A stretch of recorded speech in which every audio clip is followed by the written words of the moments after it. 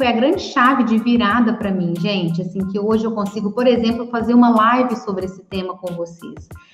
É entender que nós somos falíveis mesmo, a gente vai errar. É da nossa condição, como eu disse para vocês, a maternidade me trouxe isso e me ensinou isso a duras penas no começo, mas é isso, assim, a gente entender que a gente é falível. A gente vai errar, como diz o nome da live, você vai errar. Agora, qual que é a grande mensagem que eu queria deixar, né, de reflexão aí, de sementinha no coração de vocês? É que a forma como nós lidamos com os nossos erros, com as nossas imperfeições, com as nossas falhas, com os nossos pontos de melhoria, né, é que vai ser o grande diferencial da nossa rota. Então, o problema não é, digamos assim, o erro pura e simplesmente, porque a gente vai errar. Né? Marcela, você vai errar, certo? Agora, a forma como eu lido com o erro é que vai fazer toda a diferença na minha rota. Então, se eu escolho deixar o erro ser o meu outdoor, digamos assim, e tomar um lugar, né, de destaque na minha vida, eu escolho aquilo que eu tô querendo botar em destaque. Agora, se eu entendo que ou por outra, né, gente? Se eu jogo o erro lá, não é nem um outdoor, aí eu faço 8 ou 80, eu jogo lá para debaixo do tapete, não quero olhar para ele, não quero aprender com ele, né? Não, é colocar o erro no lugar que ele tem que colocar, né?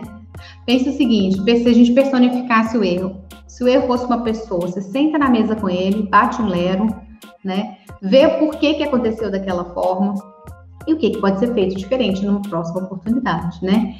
E aí, um exercício que é muito legal é quando a gente olha, né, para o nosso erro e pensa assim, se fosse a fulana, por exemplo, minha melhor amiga, pensa numa pessoa aí que você acha você super admira e tal, uma colega de trabalho, pensa numa pessoa que você admira muito profissionalmente. Vou pensar na Adri, por exemplo, tá? Que eu admiro e amo muito. E aí, se ela traz um erro para mim, como que eu falaria para ela, né? E aí, como que se eu tivesse cometido o mesmo erro, será que eu falaria a mesma coisa para mim do que eu falo para uma pessoa querida, né?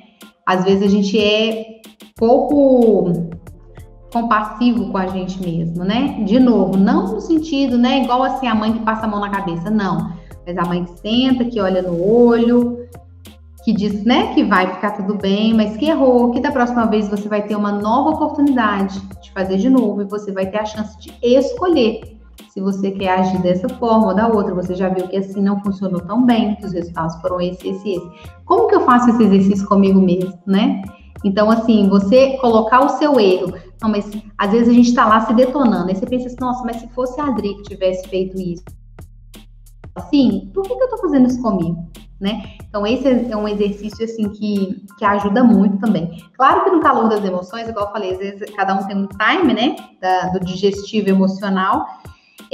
Mas a gente precisa, sabe, gente? A gente precisa exercitar esse autocuidado, a gente precisa exercitar essa autocrítica construtiva, até porque para a nossa vida pessoal, né, para nós mesmos, para a nossa vida das nossas relações pessoais e para o universo do nosso trabalho. Porque pensa o seguinte, nós como orientadores profissionais, chega lá um orientando de carreira, um reorientando, se culpando, se chicoteando, né, digamos assim, se achando o fracassado. E aí, se você tem essa mesma perspectiva sobre você, eita, que vai ser um imbróglio danado, que vai ser muito mais difícil você poder permitir, fazer com que o processo de orientação de carreira, por exemplo, ou de REOP desse menino possa